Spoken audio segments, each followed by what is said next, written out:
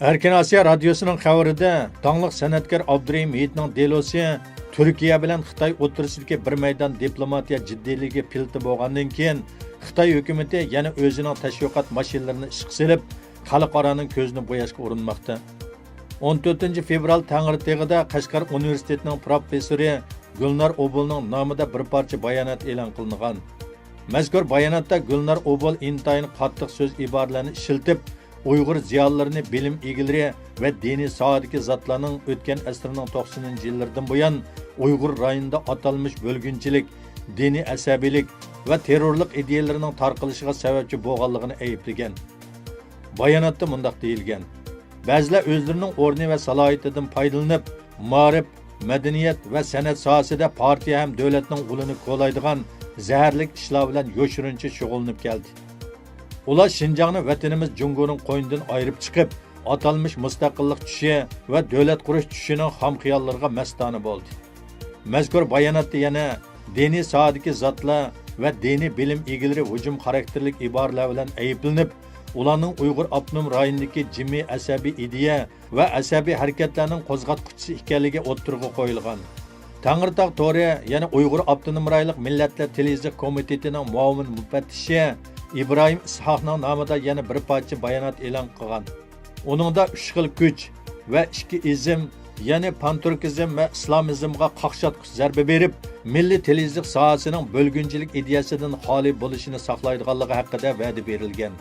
2018 yili 7 sentyabrdagi aniqlashi davomida professor Gulnar Obulni o'z ichiga olgan Qashqar universitetidagi 4 nafar Uyg'ur amaldorining tutqun qilinganligi dalillangan edi.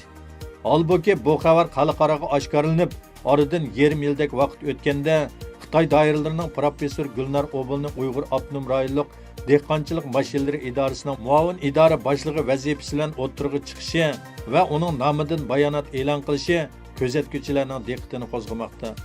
Uyg'ur vaziyatiga qiziquvchi xalqarodagi analizchilar Xitoy hukumatining lagerlar va lagerlarga qamalgan millionlarcha mahbuslar masalasida navbatda qattiq besimga duch kelayotganligini, Xitoyning xalqaro jamoatning ko'zini bo'yash uchun tutqundagi bir qism Uyg'ur sarqinlarini o'ttirg'i qayta chiqarib, o'yin o'ynayotganligi ta'kidlanmoqda.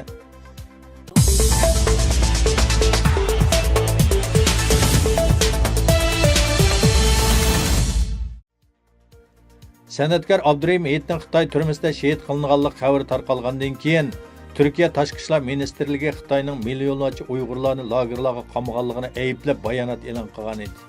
Xitoy buningga qarata norozilik bayoni e'lon qilib, Abdurahim Heyitning sin ko'rinishini oshkorladi hamda Turkiyani yolg'on xabar taqitish bilan aybladi.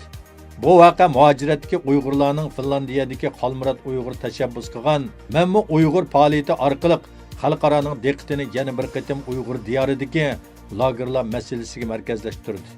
Ma'lum bo'lishicha, bu faoliyatga Uyg'urlardan boshqa G'arb davlatlaridagi Uyg'ur masalasiga yaqindan ko'ngil bo'lib kelayotgan kishilik huquq faoliyatchilari va bir qism Uyg'urshunos tadqiqotchilarmi Mammu Uyg'ur faoliyatiga qatnashgan va chet ellardagi Uyg'ur tadqiqotchilari uchun vijdoniy majburiyat dedi.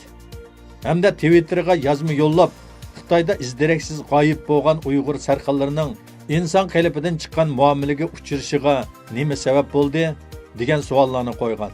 Uyg'ur xalqi uchrayotgan bu xil ig'ir zulmlarga sukut qilmaydiganligini, o'zlarining Mammu Uyg'ur faoliyati va boshqa usullar orqali nohaq turmaga qamalgan Uyg'urlar uchun o'z ovozini anglitadiganligini bildirdi.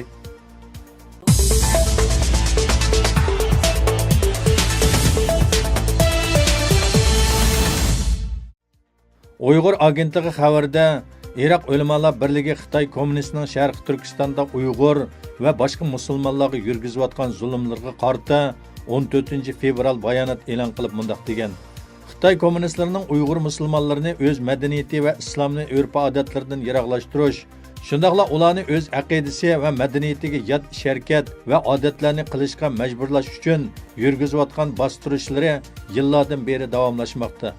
Xitoyning urf-odatlarini o'zlashtirmagan kishilar qayta tarbiyalash nomida jazo lagerlariga solinyapti. Ulamolar birligimiz Xitoyning Uyg'urlar qartilgan bostirish, qamoqqa elish, o'ltirish va shundaqla ularning islomiy kimligini yo'qotish uchun qilayotgan nodon qoldirish jinoyatlarini ayiblaydi. Birlikimiz shuni ta'kidlaydiki, bu razil siyosatlar Xitoy kommunistlarining islom dunyosidagi manfaatiga emas, balki o'zaro munosabatimizga ziyon yetib keladi. Birligimiz Xitoy hukumatidan Uyg'ur musulmonlarining haq-huquqlarini to'liq kapolatga ega qilishini talab qilamiz. Shundaqla islom davlatlarini, kishilik huquq organlarini va axborot vositalarini Uyg'urlar bilan bu qiyin sinoqlarda bir safda turishiga va ularning azob oqibatlarini anglatishiga chaqiriq qilamiz. Dunyo bu jinoyatlarning haqiqatini, Uyg'urlarning haq-huquqlarining dafsanda qilinishlarini, shundaqla bu tragediyaning qanchalik og'ir ekanligini to'nib yetgay va Xitoy hukumati xalq royiga bo'yin egib, bu zulm va jinoyatlardan yong'ay.